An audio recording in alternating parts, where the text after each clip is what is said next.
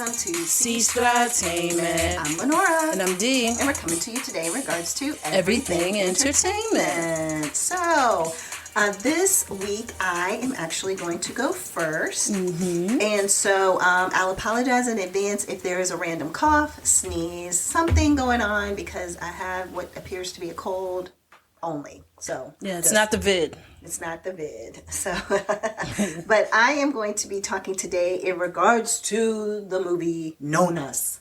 Nonna's, yes. Nonna's on Netflix. Have you watched that one? Yeah, I watched it. It's so funny. It's so many things you've watched and you haven't even talked about. Yeah, no. That's because I watch it for my own entertainment, not thinking about for the podcast. That's why. Gotcha. Yeah, I'll do that and be like, if I'm really into something, I'll be like, okay, I can't take the mental notes. I'm not taking the mental notes, and it's like, all right, I'll go back and like go through some clips and be able to do some stuff. But other than that, I'm invested. Okay, there you go. She was invested in Nonna, so I guess that tells you how good Nonna's might be. So therefore, the interesting thing that I didn't realize, it looked like it would be a cute movie, right? And you say, okay, it's called Nonna. Yeah. You see from the trailer, it's about Nonna's cooking in a restaurant, right? So you're like, okay, cool. So I was like, this will be a fun little, story to watch. And it was very heartfelt. It was funny. It was, it had some serious moments, some funny moments. So it kind of took you on a little bit of an emotional roller coaster, but not dramatic, just in a fun, good way. Yeah. And so the movie starts off with, let me talk about the cast. Sorry, I pulled them up and then I didn't even talk about them yet. So you have the cast being Vince Vaughn. He plays Joe Scaravella. So that is the main character. You have that his who is it? Oh, you have that he has a best friend, Joe Maglino. I can never say his name. Magnilano. Sofia Vergara's ex-husband. Oh yeah, I don't know his last name. I can never say his last name. I don't know his last name. Magnilano. Let's say that. So it's Joe. And so he's his best friend. His best friend's wife is played by Drea D'Amato, and she was in The Sopranos. She played Andrea. Loved her. She's awesome. I feel like anything that's like a Jersey, New York show, she should be in it. Okay. As well as another Sopranos cast member who is Lorraine Bracco. Yes, I love Lorraine Bracco. Yeah. She was in there as Roberta. You have Susan Sarandon in this movie. Yeah. She's playing Gia. So you have a really great cast. You have Linda Cardinelli. She plays Olivia. She is the one who is like Dead to Me and a bunch of other things. So she's really, really good and funny. You have a lady named Talia Shire. She plays Teresa. So that was kind of a funny angle to the story. I'll tell you that in a minute. And then Brenda Vaccaro, who played Antonella. And so those are kind of the main characters. But basically what happens is that you have Vince Vaughn's character, and he just grew up in an Italian household to the point, because Italians, like, they don't call it pasta with sauce. It's gravy. Yeah. All of that. When you say sauce, I say gravy. Yeah. Do you want to watch me make the gravy? So you're watching, and you're seeing him with his mom, his grandma. He's looking at them making the recipes. He's tasting the food. Yeah, he was supposed to have gone and get stuff from the store for them and bring it back, and he's already eaten part of, like, he ate the bread that he was supposed to bring back, and they're just like, but it's like they knew that he was going to be. But you got to eat the bread because it's, you have to have the bread for sopping up the sauce. Yeah, the gravy. Yeah, the gravy. The gravy, yeah. So anyway, I loved it. It was very, very, Italian New York. In regards to the movie itself. And so you have where it kind of jumps ahead from him being a little boy to him being at a funeral where it's almost like this festive time of the family and all these people in the house and it's fun, to then him sitting in that same spot but now as an adult. Yeah. And then it jumps to where his mom has passed away, and so therefore, it's just still a lot of people around but a whole different scenario and situation. And one of the things that he talks about is, he can't figure out his mom and grandma's recipe because he's like, the sauce, I'm sorry, I keep saying sauce, the gravy has something like a little hint of sweetness. Well, I think he said gravy to his family, but other people he said sauce. Yeah. So it's like his family says gravy. Right. And he knows other people says sauce. Right. So he was like, my grandmother's sauce. Do you know how to make it? Exactly. And so it was one of those things that is like, it's a hint of sweetness, but he was like, I don't know if it's sugar. I don't know if it's honey. I don't know if it's brown sugar. I don't know. What are the sweetness things that it could be? And he's tried every combination. He can't quite get his finger on it. And so as he's talking to his best friend and his wife, they end up, and I guess that's Bruno. I didn't say their names, and Stella. So Bruno and Stella, who is Joe and Drea Matteo. He's like talking to them about, I'm trying to figure out this, I'm trying to figure out that, I'm doing this, I'm doing that, and they're like, you need a life. Like, you need to get out the house. You need to do some things. You don't need to just be cooking and trying to figure out recipes and, like, go out. Yeah, you have a whole life, bro. Like, you have, a whole life to do whatever you do. Travel, do something. They're like, use the life insurance. And he's like, no, she had to die for me to get the life insurance. So he and feels I don't bad. feel, like I can use it for anything. And so, anyway, they end up talking him, not really talking him into, but they put that thought in his mind. So what does he do? As he catches a ferry to Staten Island, and he's going around just looking at some things. Number one, he bumps into his high school. I don't know if they were sweethearts. I think they were prom dates. They were prom dates, and there was a drama situation that happened with that they go into. Yeah, they bumped into each other at the farmer's market. Right, they bumped into each other at the farmer's market while she was at the farmer's market with her neighbor, which her neighbor, interestingly enough, was a Nonna, because he was knowing that, because he was like, my grandmother used to pick her, tomatoes like that. And she was like, of course, like, this is what you do. And so, but Antonella was the neighbor to Livia, who is the former prom date of Vince Vaughn's character Joe. And so they end up talking, like, briefly, and then the lady is like, I see something there. Like, that's something interesting. And he does look at her hand and see she has a wedding ring on, too. So he's like, okay, all right. Yeah, so he doesn't say anything. He doesn't say anything, no. And so what ends up happening is that, I don't know how, I didn't pick up in the movie how the two of them just continued to stay connected. So when he was looking for Nonna's for the restaurant, that she knew to bring this lady over for that. Didn't he? Did he put an ad in the newspaper? I knew he put the ad in the Craigslist, because they were like, who is this Craig? And can we trust him? It's like all this conversation about Craig. So, because Lorraine Bracco, she was in like this assisted living community in a wheelchair and all of that, which I was like, why in the world was she like just so feeble? Because she obviously wasn't when she started doing her cooking. She was just milking the system. That's all it was. Pretty much. And so you're gonna wait on me hand and foot while I'm paying for this place. Right. He would go and visit with her, and when he went to go visit with her, she's actually throwing ingredients and food and things like that at the chef because of the fact that she just says, this isn't authentic, this isn't real, like this isn't good. And he was like, I'm doing a great job. Like, this is real tomatoes that I use for the gravy or whatever. And she just couldn't believe it. So he was like, Joe was just telling her, you have to be nice to these people. Like, stop being so aggressive. And she just laughs at it. It's just like her entertainment. Yeah. So he brings it up to her to come. Well, she ends up coming with a little bit of pulling the leg. And funny enough, she just walked right in. Like, wheelchair. She had a cane, but I feel like she barely used the cane. But they like, it tapped the floor maybe 3 times. Van that had the thing coming down like somebody's coming off a wheelchair with a wheelchair, and she just walked right off. Yeah. And it's like, he was like, so you can walk? Like, so anyway, so she comes in, and then you have Antonella comes in. So come to find out, Lorraine Bracco's character Roberta, she is from Sicily.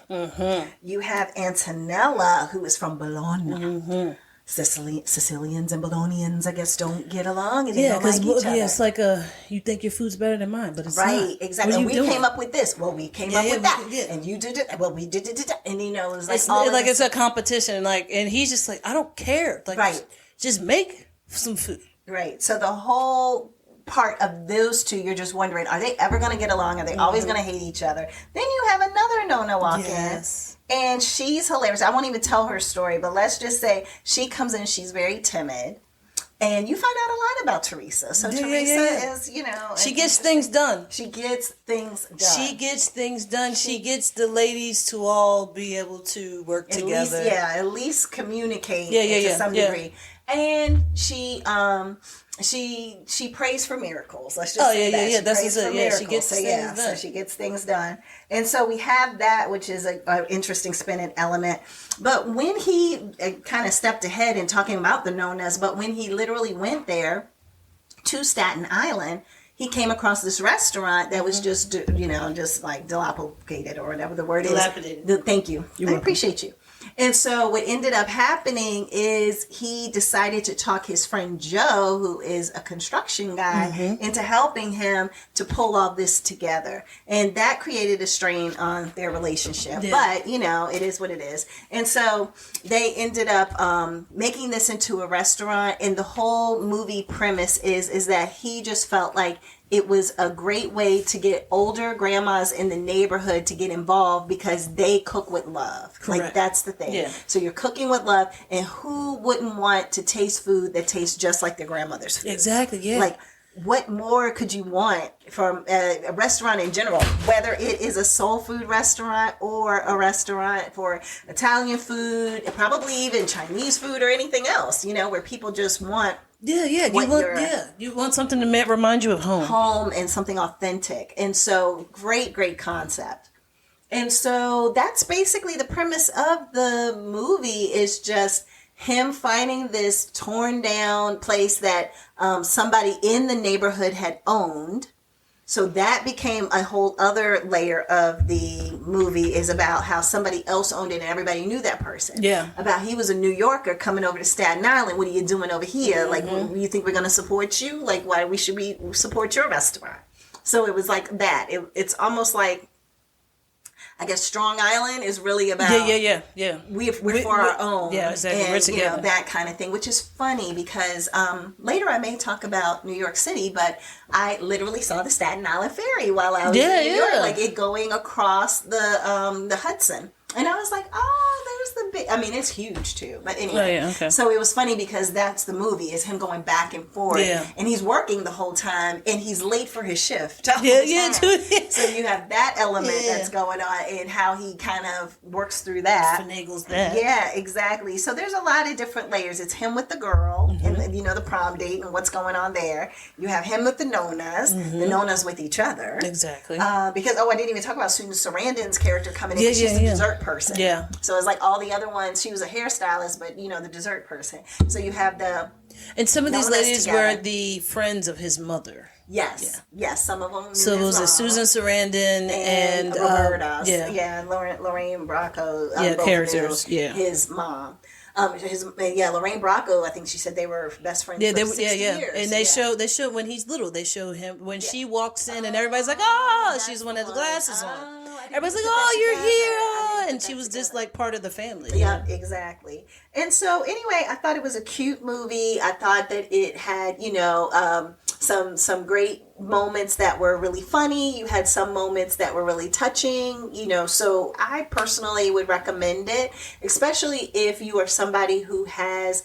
Well, it could be either way. I was going to say, if you're somebody who has like that strong family connection, or you feel as though, oh, you know, I love grandmas. Like I would, but some people they never even got to meet their grandparents. That's true. They could have passed away. And maybe this will give you that heartwarming feeling of what it would have been like. Exactly. And that's what I was feeling, because, you know, I didn't really know grandma on dad's side as well, because she died when I was like 8 years old. Yeah. So therefore it's like, man, like the biscuits that you used to eat when you were little. Rolls. I mean, the rolls that you used to, and it's like, man, I never had that. I had the banquet fried chicken. You might have had the rolls. You might not remember. I never had a roll. I've never had a roll from grandma. No. What? That's what I'm saying. I've had the banquet fried chicken. I've never had a roll. But by the time I got older, and I mean, by the time that, like, you know, you were old I was old enough. She wasn't doing the rolls, and she wasn't cooking homemade stuff. Everything was store bought. So I didn't have that experience that you had. I'm sorry. It's okay. The only real experience I have is the salve, when I got stung by all those hornets on top of my head, and she took me inside and put the salve on my head. Salve. Yeah, the salve. Yeah, that's it. Yeah, and you put that on, and it was like tingly and medicated and all of that, like a medicated Vaseline. For anybody who doesn't know. So but that's why I would say that, you know, it can be touching and heartfelt if you have that nostalgia feeling, or if you are somebody who is like, well, I never really had that, but I could relate to the fact that this is how people would feel, and that it would feel really great. And I probably would love to taste some food that would taste like what my grandmother would have made, because she came from Sicily or Bologna or wherever it was. So Anyway, but I enjoyed it. And then again, it was based on a true story. Yes, that is true. And so there is a place. You'll see it if you stay for the last little credits. It pops up really fast. Yeah. So it's not like you have to like wait like a Marvel movie. Yeah, it's at the very end. But it is something that pops up relatively quick. But they show the real Joe. They show the real Nonnas. The Nonnas still to this day are cooking at this restaurant. It is so popular that you have to get a reservation. I can definitely believe that. Yeah, don't even just try to run over there. But had I watched the movie before I went to New York City, I probably would have caught the Staten Island ferry. I didn't even think about that. Think about telling you to do that. Yeah, if I could go and check it out. You know, with me being one person, because part of my trip was solo. You would have been able to sit at the bar. That's what I was thinking. And get some authentic gravy. Exactly. So anyway, but that's it. Nonna's on Netflix, and I think you will like it. It's about an hour, well, maybe 2 hours. Yeah. It was like an hour 30. It says like an hour 45, 50 minutes, something like that. So, but all right, what you got, sis? All right, so what I have is on Max. It is called Mountainhead. Okay.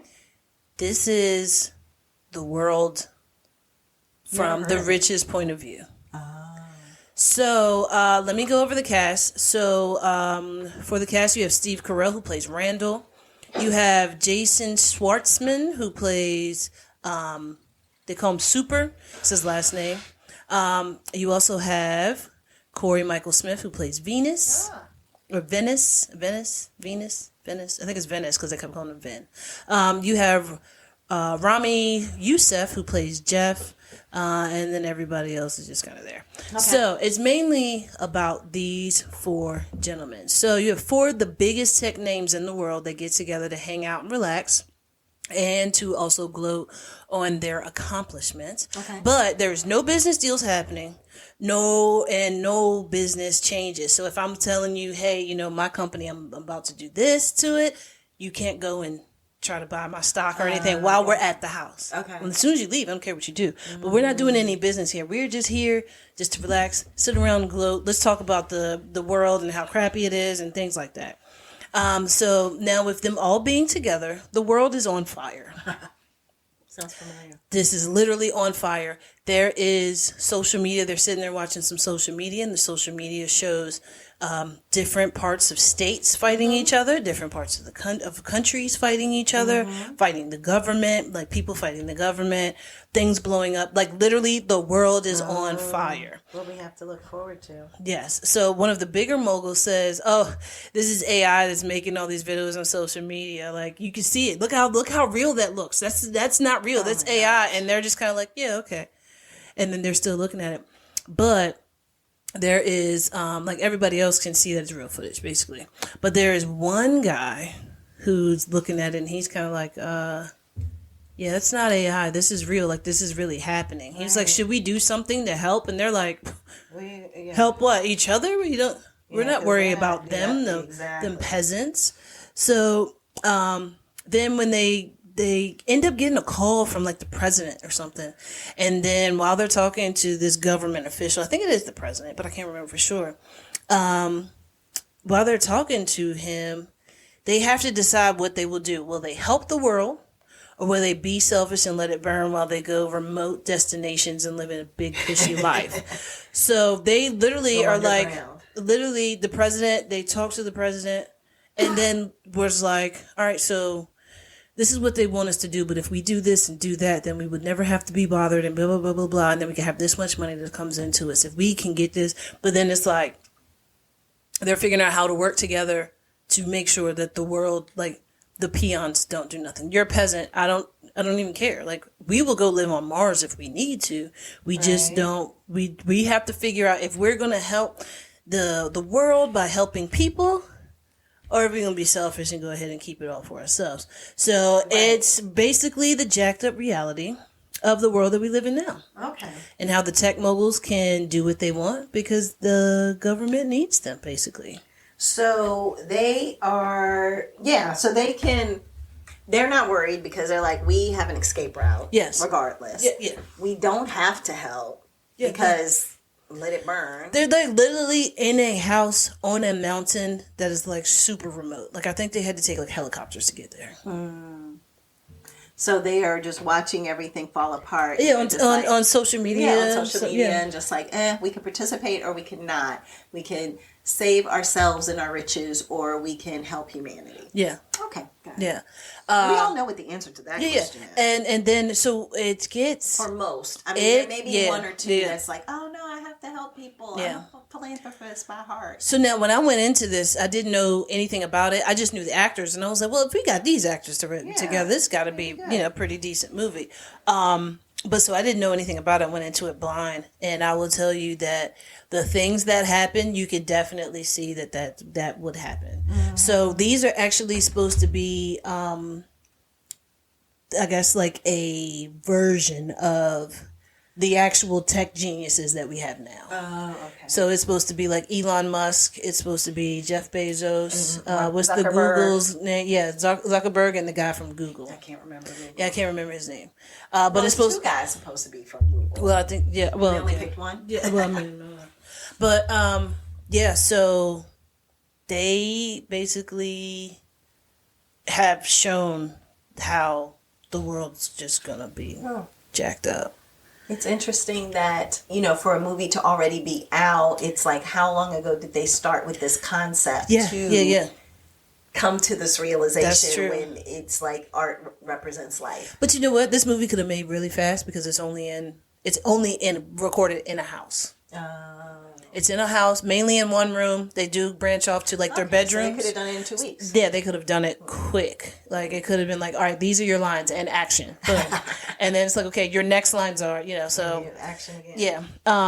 But I mean, it's scary because this is our reality. We don't know exactly what's going to happen, and the things with going on with AI, we can't tell what news is real and what's fake now. Yeah. That's very true. And it's not like the fake news that everybody says, but no, it's like literally, how do I know that MSNBC is actually MSNBC and not a AI version of NBC? That can create havoc and chaos. Exactly. Just imagine if somebody takes an AI thing and make it seem like aliens showed up and it's looking so real and this stuff is happening. Exactly. Oh, it happened in, I don't know, New York City or somewhere where you in Kansas are like, I can't tell if that's really what's happening. And is that really but happening? It's all over. It's creating this panic. Yeah. Mm-hmm. So it is definitely scary. It is definitely something good to watch. When it gets to like the Earth's on fire, what should we do? After that, that's when you really see the moguls come out as okay. So now it's like, so now we can't make a unanimous decision. So now what do we do in order to be able to have these two people move on, or these three people move on, or have whatever? How do we fix this? So it's like the things that happen in that, it's like, is this real? Like one part of it, I was looking at it and I was like, I'm laughing because of, they have no idea what they're doing because they pay people to do all of their stuff. So now I see them and I'm doing this, I'm like, they have no idea what they're doing whatsoever. Mm-hmm. Like none. Yep. None. Yeah, I mean, they had a staff there that was supposed to be helping them cook and everything, stuff like that. And the people were like, so there's some things that are going on in our homes. And it's like, well, can you fix the charcuterie board? Because can you not see that this flour is not supposed to be on here? It's supposed to be on that one. Yeah, so privileged. So I liked it. It is dangerously scary. Yeah. Because this could be our outcome. Or it could not be, and this could just be a big parody and a big joke.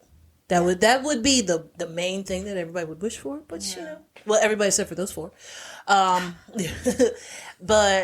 and you know what? It shows how the government doesn't have the power. It's who has the money that is invested in this, that now controls this, that can make different laws and everything better. Or worse. Yeah. So it's not like the government is. It's kind of like how with Trump and Elon Musk. Right now they're fighting back and forth. Yes. So it's like y'all were just best friends and now you're fighting. Yeah. So now that's what kind of movie this is. You'll see them. They'll be best friends and they're talking to each other. And next thing you know, he's like ready to snap because you just made $63 million. And I was at 62. I had more money than you. Right. So now you're at 63 million. I can't stand you. I hate you. How did this happen that you make more than me now? Yeah.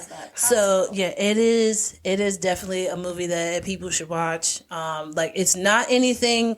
If you think there's going to be a lot of things to, I guess, action and stuff like that. All the things that you see of the world being on fire is just like a couple of clips.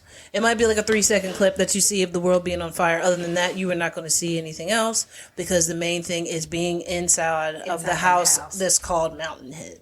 Oh my god. Yes. Okay. So like I said, it is on Max. Check it out.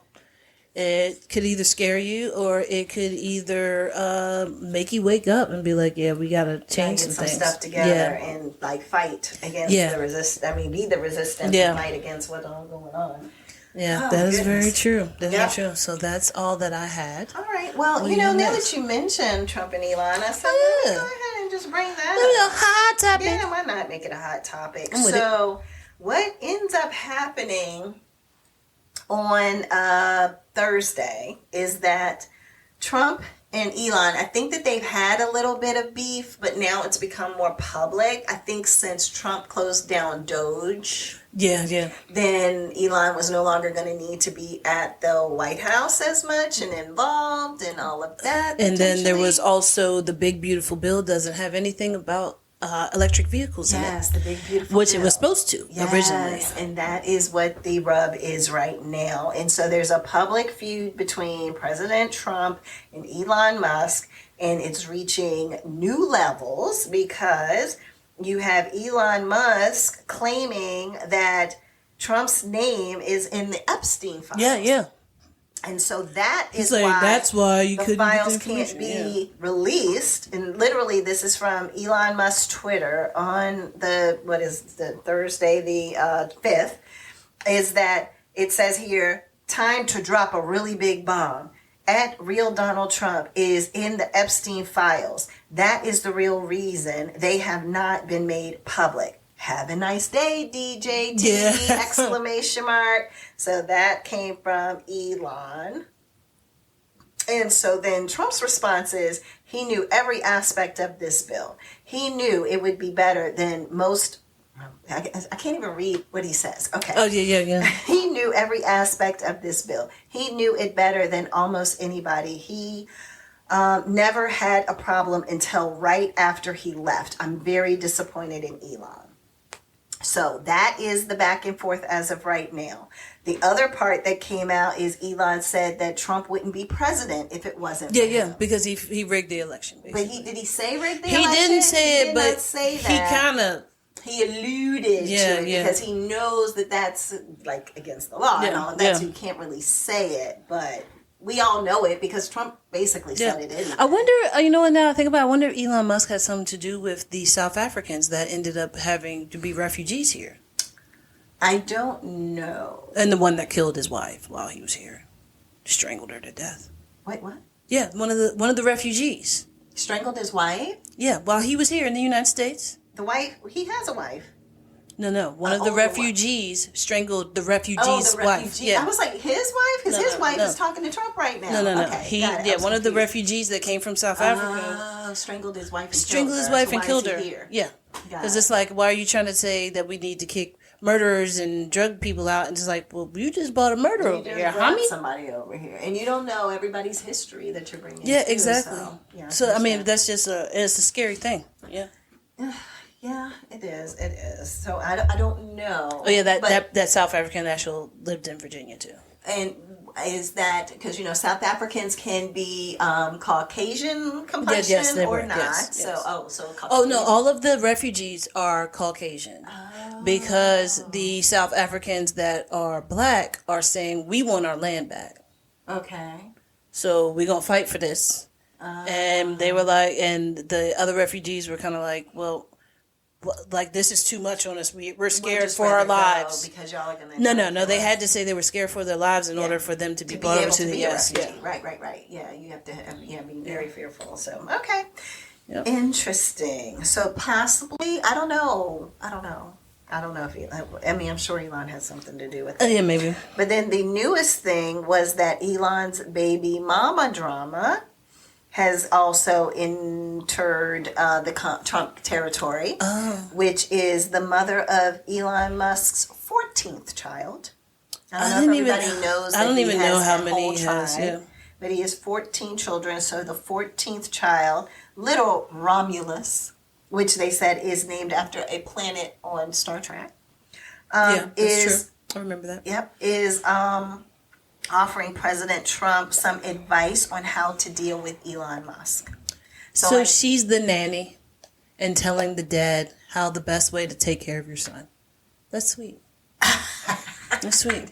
So when he gets tired, give him a juice pack. Yeah, give him this bottle. He loves strawberry applesauce. Here's how you would deal with this. And so this story is from, I think, like People Magazine or something, that she is helping him to understand who he is dealing with and how to navigate dealing with a multi-billionaire who can have a tantrum, I guess.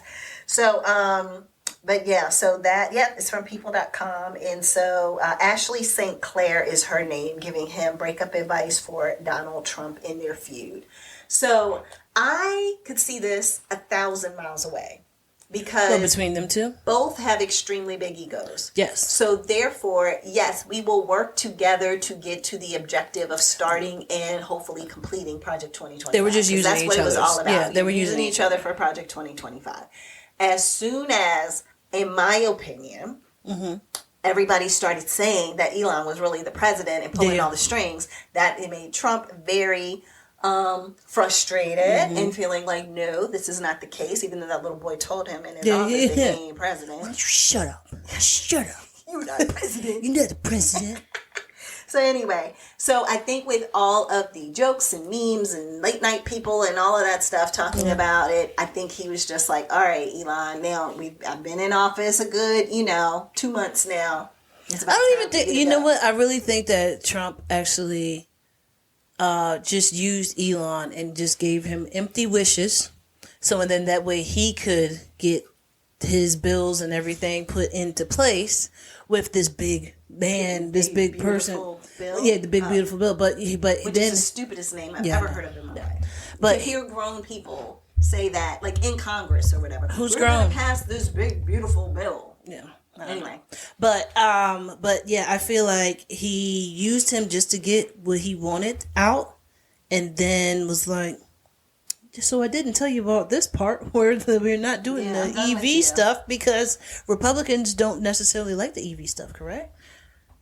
Because of they want the fuel. They want and the everything. American cars to have all of the fuel and utilize everything that is from the natural resources. Yes, because every car that's electric, you have to get all of the components from overseas. Yeah, so you can't do that and have a tariff at the same time. Yeah, exactly. Exactly. Yeah. But yeah. Oh, I do have something about Elon Musk and his company that he has. So let's listen to on TikTok Aaron Parnas talk about it. Some news right now. Elon Musk's XAI company is literally polluting a community in southern Memphis, a predominantly black community, and not enough people are talking about it. XAI literally builds the world's largest supercomputer in this small community in southern Memphis. It's producing smog that is polluting this area. I spoke to Keyshawn Pearson just recently about the impacts of this on the ground. He's one of the leaders of the organizers against pollution in the area. And he told me that he went to the community of Boxtown near this XAI facility, and it's taking him weeks to be able to speak normally again, to be able to recover after breathing in the heavy smog and pollution coming from Elon Musk's company. This is a story that cannot be forgotten, and I need your help to continue spreading the word. The community's name is Boxtown. It's a predominantly black neighborhood. The average income level in the neighborhood is about $36,000. It has one of the highest asthma rates for children in the country, and right now it's all being exacerbated by Elon Musk's XAI company. Spread the word. I just had the full interview with Keyshawn Pearson on my Substack, link to my bio, so subscribe for free and follow along for more. We have some... Yes. Wow. So I actually went down that whole rabbit hole, and these are, it's like, this is a big, huge facility that's basically just... So they're employing some of those people too, or are they just... See, they didn't say anything about employing the people.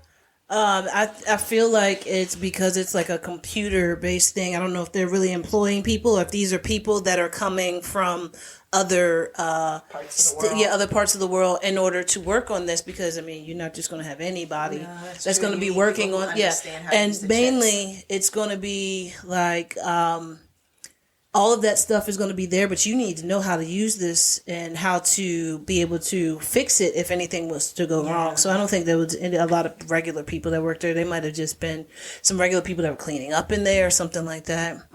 But that's working there making 20 times probably the salaries of these people. Absolutely. So that's very sad that that's going on. I didn't know that. Yeah. Oh, another thing is I recently saw, because it is Pride Month. Oh, happy Pride, Sestra. Thank you.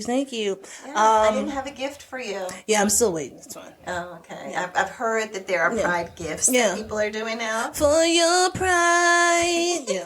For your pride. Yes. I can't.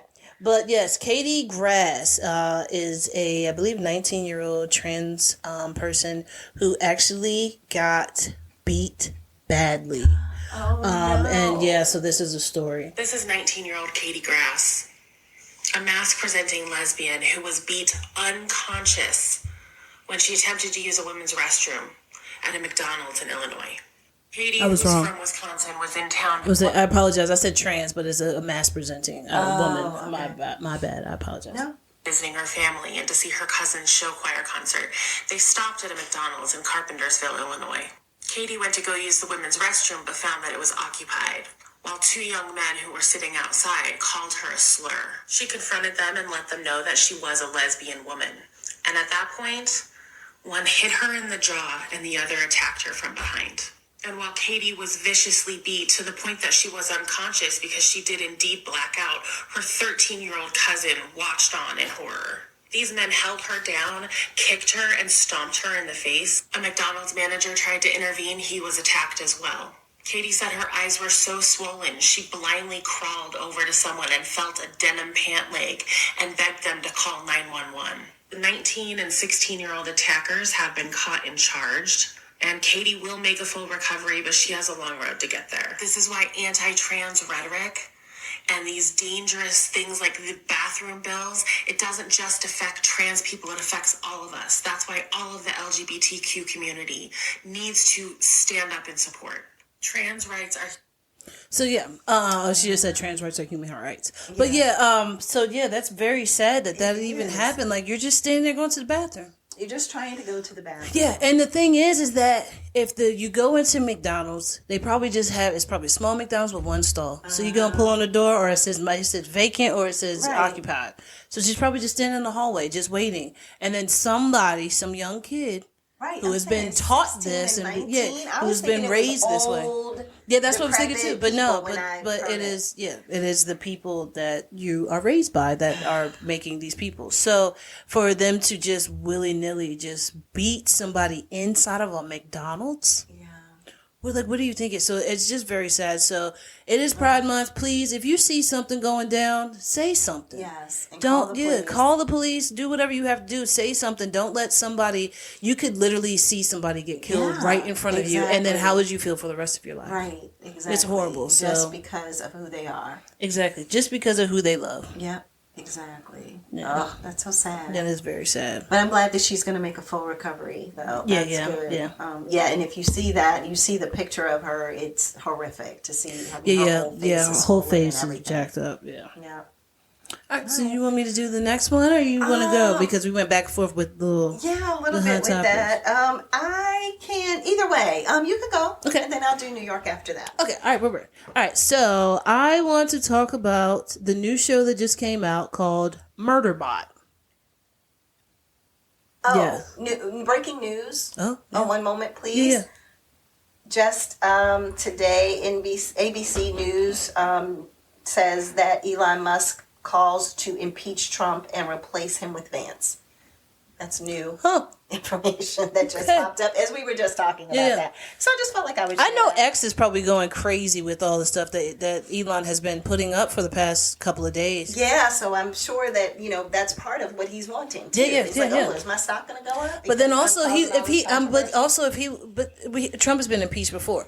But I mean, like, if he really wants to get it where he's impeached and he has to leave office, I think Elon Musk would be the one to do it because he has the funds and he has the power and he has the people in the right places in order to be able to have that done, opposed to any other regular American would not be able to. No Americans can, but a South African. Yeah, South African can. Yeah. So, I just want to say that. African with power. Okay. Yeah. Anyway, sorry. I just wanted to bring that up because I was like, I went to go look at what I was going to say about New York, and I was like, well, that's the first message that I see there. But anyway. Breaking news. Breaking news. All right, so, back to me. I was talking about Murderbot. Yes. So, Murderbot is on Apple TV. It is okay. You did some long pauses there. Yeah, it is okay. It is. Yeah, it's just okay. I'm gonna go over the cast really quick. So you have Alexander Skarsgård, who plays the Murderbot.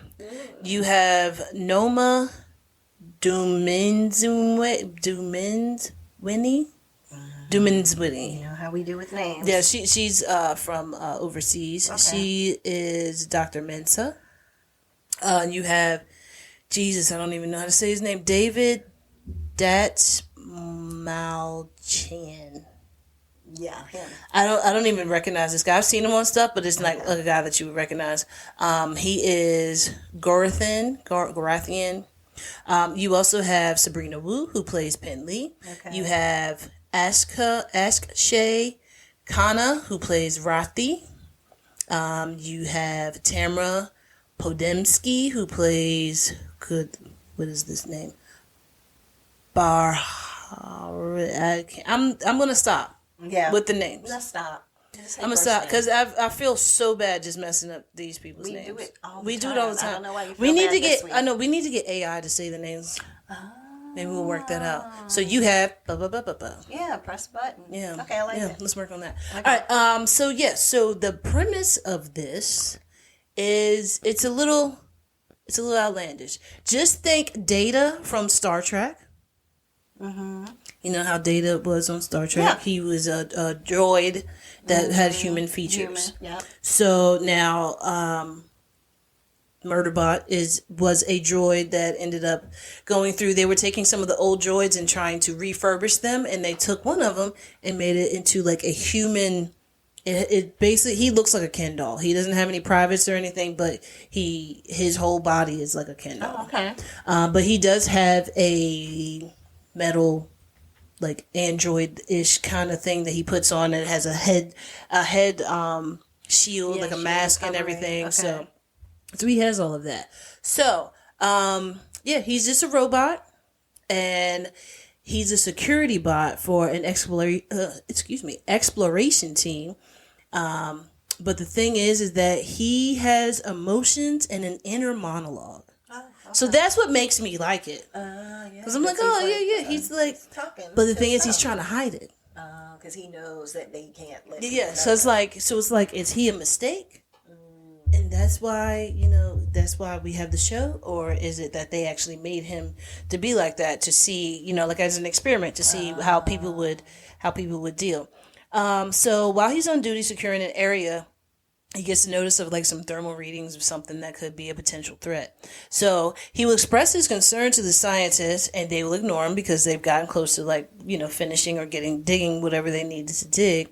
Now in his mind, he's calling them all kinds of names. He's like idiots and so forth. Yeah. He's like, these idiots, I'm telling them that they need to go ahead and move. They don't want to listen to me, but I'm security bot. But no, nobody wants to listen to security bot. And then he's like, Dr. such and such, please come away from that. Let me come down so I can assess what's going on. And then when they don't listen, bad things happen. Now, this is the first episode. Now, as bad things are happening, he actually has because he has the feelings and the emotions, he has where he is supposed to calm people down in a crisis. Okay, that's his so role as a bot. Exactly. So he's never supposed to take off his helmet or talk like a person. But his favorite thing to do is watch a soap opera while he watches it while he's on standby mode. Okay. So it's just like a soap opera that pops up. Yeah, it just comes up. So like you'll just see him standing there. But you'll just see him standing there, and it's like he'll just be like off in space.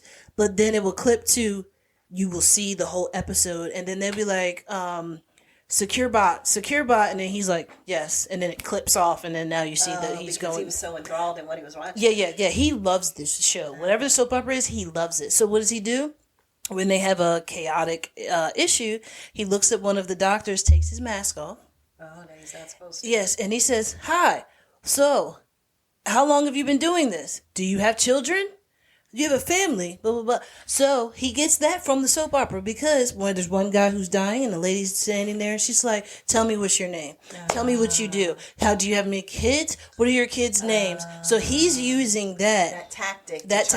Yes. The situation. But the bots are just supposed to have a chaos or a crisis relief type thing, but his is so emotional that he's like, well, I don't know what to say, so let me act this out. Yeah. So, and then from there, that's when you kind of realize that the people are, some of them are like, he's just a bot. Like, nobody cares about him.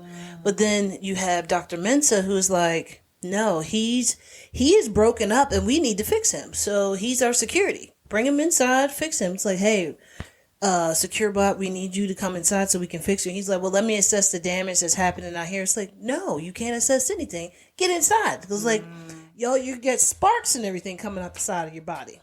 But also the one doctor, the man that I couldn't pronounce his name, Garathian, whatever. He actually is a human that has, he's so smart that he is a human that has put his own kind of software into his body where he can make himself part droid. Oh, okay. So he will hook up into the ship in order, like, you know, whatever their spacecraft or whatever they're in, he will hook up to that in order to be able to know what's going to happen where, be able to look at all of the different grids that they have of the I guess just the land that's around them and be able to see different things. And as they have I don't even know, it's like a giant centipede basically. As they see this thing, they're like, okay, so how did nobody know that there was a giant centipede that was out here while we're trying to dig and find all of this stuff? Yeah. And now you're going down that where Murderbot is actually trying to hook up into the sequence himself. And he's like, and Dr. Garathan, he's like, ow. And he's like, oh, sorry, Doc, didn't see you there. Because, no, he said, sorry, Doc, I didn't feel you there. Because he's hooked up by a cord, and the bot is actually going through it by, like, I guess, Bluetooth Wi-Fi or whatever. Gotcha. To get this.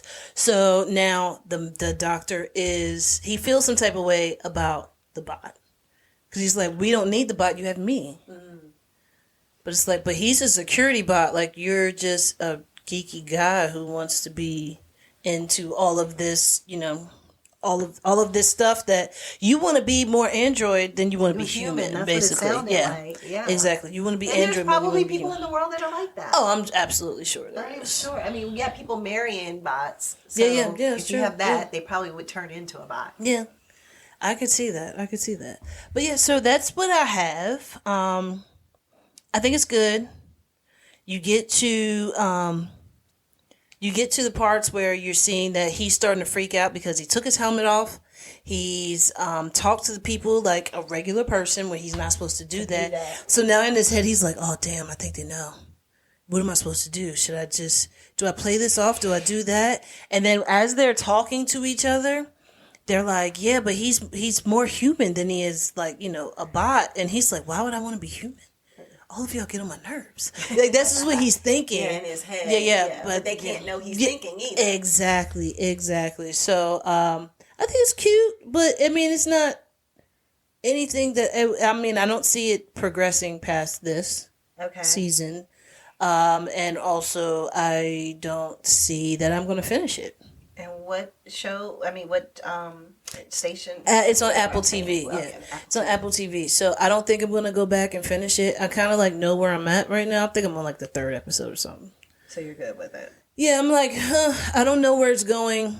And I don't know if I care if I should know where it's going. They haven't hooked you in. Yeah, I'm not hooked. It's kind of like it's something to watch, but it's not something I want to watch. And they are holding till the next week, and then hold till the next week, or they do the whole drop. No, they do. So, they're holding week to week. So yeah, that doesn't even give you the opportunity to binge it, and you have to make it must-see. And I think it might be like 5 or 6 episodes right now, but it's not. It's not pulling me in. That's what I need. I need to pull me in. Thought you were out, and it pulls you right back in. Yeah. So yeah, that's what I had. Murderbot on Apple TV. Why did they say Murderbot? I haven't gotten there yet. And you won't. I won't. Yeah. I guess we'll find out when you start watching it and talk about it. I don't know if I'm going to start watching it. I'll tell you that. Yeah. So, all right. You said you want to talk about New York. Yeah, I was just going to talk a little bit about being. So I did a trip to New York City, and I kind of wanted to talk about it a little because we talked about the controversial statue. Yeah. That was out there in New York of the African-American woman and how she was dressed. And some people didn't like how she was dressed. Some people didn't like her hair. They didn't like her stance and, all of these things. So I actually went and got to see the statue in person. And it was so many people who wanted to take pictures with the statue. So even though it's controversial, a lot of people either were there and said, "Oh, it's here. Let me take a picture with it," or people like me kind of went to see it. Yeah, and you could go see it. Everything is controversial. Everything. No, nothing. It's like, do you want the light on or off? Well, I have to stand with the light off because I don't want my electricity bill to be bad. Right, it's like, but I need the light on so I can see. Everybody's not going to agree on anything, but like somebody said, if they ain't agree about Jesus, they ain't going to agree about nothing. True. Yeah, that's so true. Therefore, you can never. That's a good lesson in not trying to people please. Yeah, because you will never please everybody. No, so never. Therefore, what's the point? And you'll stress yourself out trying to do it. Yep. So that's a coaching moment. So, on that note, so we took the train up to Amtrak up to New York. It was about 5.5 hours or so. So it was a great experience because I had never been on a train in the United States before. Okay. And I went to the food That was park. your first time being on a train for real? Okay. Not ever in life. But in the U.S. States. Yeah, I didn't know that you never been on. Okay. A couple in Europe, but not here. And so it was a fun experience. I feel like the European trains were faster because... They are faster. Yeah. So that was, because at first we started taking off and I was like, this is slow. They take care of their stuff in overseas. Here, these are the same ones that the Chinese and the Irish built. Oh, well. This is Bell South. Oh, goodness. So we're that far back? We're that far back. Some of the trains look newer, though. No, the trains are, but the tracks. The tracks are older. The tracks are older, so therefore, it's barely any maintenance on them. Where they are in Europe building these bullet trains and things like that. And then, to help you get from place to place. Yeah, so and then it's not going to be so much stress on you. Yeah. It was crazy. So and underwater. So. Yeah. And underwater. Yeah. So I got to visit the little food cart on the inside and everything. So that was a pretty cool experience. But in regards to New York itself, one of the first things that we experienced when we got to New York was a really nice guy who helped Mom take her luggage up the stairs. Even though he looked like he was completely dressed from head to toe to go to the Knicks game. Yeah. So he had a buffalo head on that was blue. He had the jacket on. He had everything. And so she was getting ready to come up the steps. I told her, I said, let me take mine up and then I'll come down and get yours. And before I could come down and get hers, this guy was like, oh, I'll help you. You grab one of the little handles straps and I'll grab the other. And so she was like, okay. So, So you know that he's not a New Yorker. That tells you right there he's not a New Yorker. Why? Because no New Yorker's going to help anybody. They don't care. No, I think he was a New Yorker for real. I think it was more of... He probably moved to New York, but I don't think he's from New York. I don't know if he's authentic New Yorker or not, because an authentic New Yorker may not have even noticed. Yeah, they're not going to pay attention. Because there's just too much activity going on in New York all the time that you can't notice I think you notice, but now because you're a New Yorker, it just goes into your periphery and it doesn't become like the main thing. So you might be right there, but she was blocking his way up the steps too. Well then there you go. That might have been the thing. That could have been another part to it. But anyway, so I just wanted to share some things with, about New York. Number one, I didn't come across any, like everybody is always like, oh, New Yorkers are this or New Yorkers are that. All I'll say is what I really enjoyed about being in New York is that people are moving. Mm-hmm. They are moving. They are trucking. I mean, not the traffic all the time, but the people are like, I got places to go. Walking. I got things to see. They're walking. They're moving out of your way. They're not moving with a purpose. They're not looking at their phone and distracted and all of that. So I loved that aspect. I had not been to New York since prior to 9/11, so it had been well over 20 years. And therefore, I was looking at everything with this. I realized, like, I like New York. I didn't remember that I liked New York so much, which is for some people can be overwhelming. When I tell you that some of the folks laid on their horn for 45 straight seconds for something that, like, it's already done, but I'm still laying on my horn. Yeah, because I'm still mad. Because I'm still mad. I was like, wow, I needed to get that on video because that nobody would believe me that it literally was 45, like almost a minute. I believe it. Laid on their horn. And it wasn't just like one. It was like multiple times. And then like the light would turn green and immediately people would start blowing their horn like, you're not moving fast enough. And it's like, it's a hustle and bustle there like no other. The other thing is we got a cab to go to a restaurant. And the crazy thing was we ordered, not a cab, we ended up doing a Uber. Ordered the Uber. The Uber was 3 blocks away. Took him 17 minutes. Yeah, that makes sense. And we were like, oh my gosh, he's literally right there. We could walk to him, you know? And then it was like, well, by the time we walked to him, he's still got to come past this way in order for us to get to where the restaurant is. So we might as well wait. We ended up having to push back the reservation 15 minutes because we had enough. Well, and then the thing happened where it said 17, then it would jump up to 18, then it would jump up to 19, then it would jump up to 20 because it was still sitting there in that trying same to get spot, through everything. So then we were like, we're only going to have, like, the place is 20 minutes away. We had gotten the reservation probably 10 minutes before that, thinking, oh yeah, I could get here in 10 minutes. Like, we got plenty of time. No. Absolutely. So then we had to call them and tell them, and they said it was fine, and we ended up still going and having an interesting dinner. Yeah. That's all I'll say about that. Well, I'll say interesting as in it was an extremely expensive restaurant for a plate that was about the size of the palm of my hand. So I just was it was a upscale fine dining restaurant. With caviar on the menu and things of that nature. And your ribeye steak with bone in was $150. Yeah. So but then your ribeye steak was probably 4 ounces. No, the ribeye steak. I mean, I didn't see how big it was, but it looked in the picture like on their website like it would be a decent size. I mean, I think it may have been 12 ounces or something. But still, it's like that. I could get it like Texas Roadhouse for like $20. Yeah, was it Wagyu? It was ribeye. I don't know. Did they put gold on it? They had Wagyu in their spaghetti.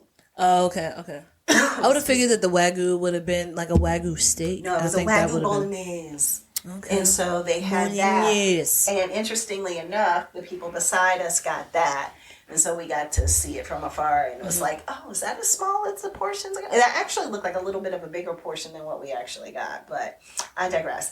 I will say that Canal Street is where you go if you want to partake in jewelry, purses, wallets, sunglasses, things that may seem like they are Prada and Chanel and Gucci and whatever. And not that if you don't want to issue with the tariffs, go to Canal Street. You go to Canal Street because that's where everybody is. Can it be overwhelming for some people? Yes. Me? No. I'm just like, leave me alone, because they're like, hey, you want this? You want that? Come over here. Let's do this. They're not touching you or anything, but they just can be a little bit like, ma'am, come over here. Yeah, come over here, kind of thing. So it was fine. Little bit of back alley walking to get to some of the places. So that was a little sketch, but this is what you do when you have an adventure, right? Yeah. But I did get to see the Statue of Liberty, which was pretty awesome because I'd never seen the Statue of Liberty. I got to meet a TikTok friend that I had met on TikTok only and got to meet them in real life. So that was really cool.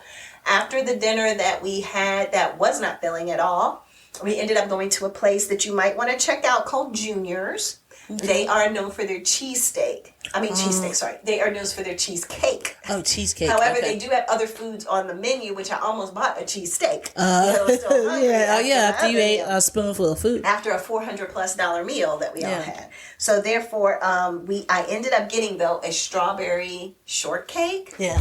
Where the whipped cream and all of that, and then they had a whole other side of strawberry on there that you could pour on top of it if you wanted. Like, it was like a strawberry demi-glaze type thing? No, it was glaze? Like the actual like chunks of strawberry. Oh, chunks of strawberries. And like the glaze together. Had on the inside layers, they gave you a whole extra bowl of it so that you could pour more on top if you wanted to. So that was pretty cool. We went to Bryant Park. So you definitely go through Bryant Park in the summertime. They actually have a Bryant Park, I want to call it like a fair or a crafts thing going on where different artisans have booths.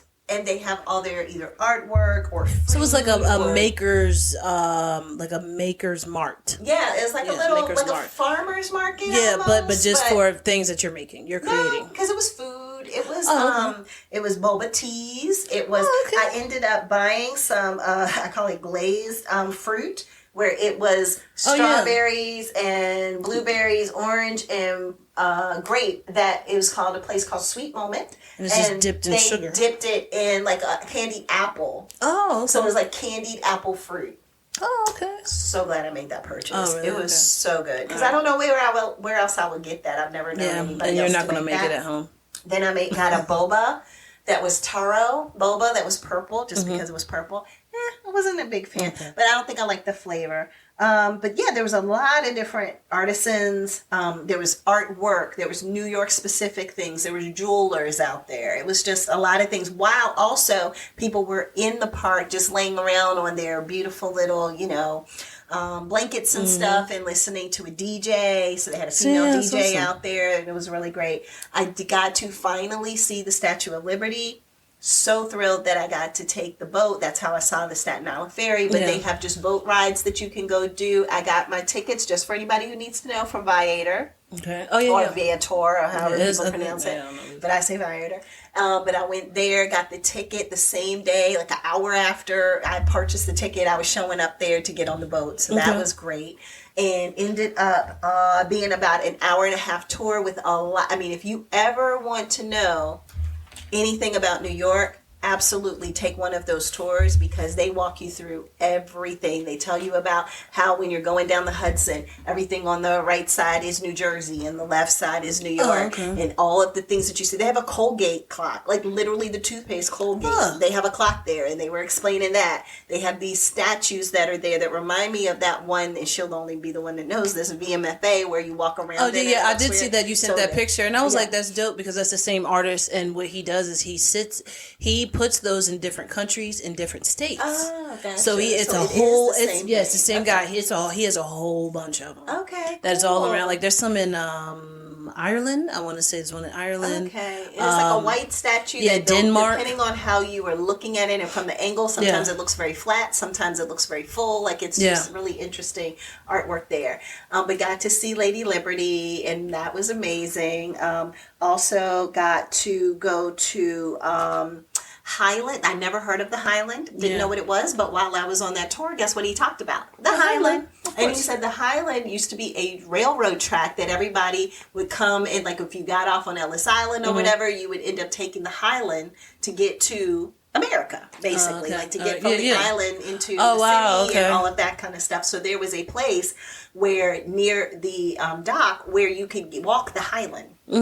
They turned it into a walking path now. Beautiful nature all around it. It was gorgeous. It was like walking through a little quaint side street of a nice little, or like a little park, but it was like just train tracks that were covered with wood, and every now and then you could see the tracks, but you wouldn't consistently see them. So anyway, just a nice walk space. Just didn't know you couldn't get off the Highland. I mean, if it's a train track, they could have built some like sideways. I would get that. Yeah, so once you get on the Highland, is it wooded area all around it? It's like a fence, houses. You could look inside people's. But I mean, is it like it was railings? It's railings.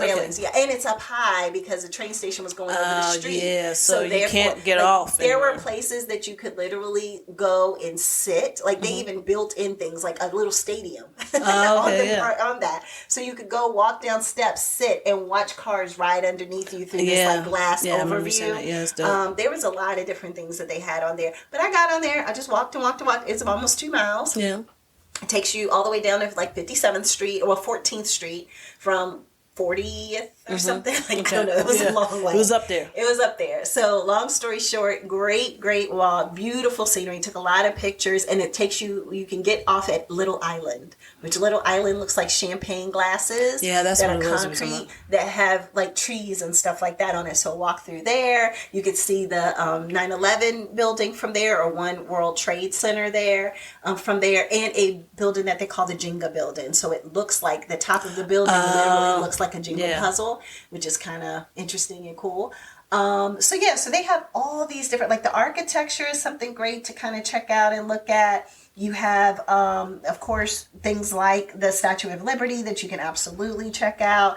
I did One World Trade. I ended up going to a place that was near One World Trade that had this great atrium, and like it was on, like they called it the riverside or the port bayside thing, and you can basically just hang out near these yachts that are down in the because that's considered the financial district. So a lot of people who are down there are rich, and so therefore you could just hang out. They had this beautiful mall area that you could go to, a food court. I got something from Dos Toros. I never even heard of the place, but it was really good. I say Del Taco. That's on the West Coast. It's almost like a Mexican Chipotle kind of place. So that was really good. But no, it was just so much to see. Radio City Music Hall. I saw where Jimmy Fallon's show is, because they're all in the same block. Where the Rockefeller Center is the same thing, and the Today Show. So all of that stuff is really close by. Definitely learn the train system so that you can take the train. It'll be just take the subway. It'll be so much cheaper for you to take the subway than for you to take the taxi, because us going just from where we were to Canal Street was like $75. Yeah, I was going to say, because if you're in a taxi, the meter goes by time. Right? Or distance? I think now they're doing distance. Okay. That's what I was wondering. They told when you got to it, you were like, oh, that's what it's going to be. So I think it's distance, because that was a taxi they took before we even got there. And they said that's about how much it was. And then when we did the Uber, it was about the same thing. Yeah. So it wasn't too much difference. So yeah, I feel like the subway would be the best way. Out all those taxi drivers. I mean, they are deep in New York because I mean, it wouldn't be enough people. It's probably not even enough money, really. It probably, how many people have started their own taxi companies? Who knows? Off of that, and so I mean, it makes sense. Oh, and you need to go to Joe's Pizzeria to get pizza. Okay, for your pizza. Yeah, because I went to the one that had the highest ratings. That even answered garbage. And it wasn't garbage. It was just all right, Yeah. And then I went to this other place, and it had a line out the door too. So I went there, and I was like, "Oh, this is what I was thinking in New York." I mean, I had to like take the napkin and get the grease off the top too, like that kind of folding. Yeah. Like everybody was just folding, folding their pizza, and you could tell it was some like New Yorkers there as well as some people who were tourists. Okay. But yeah, so that's kind of it. Oh, and I went to Katz's. Yeah, let's say Katz's Delicatessen.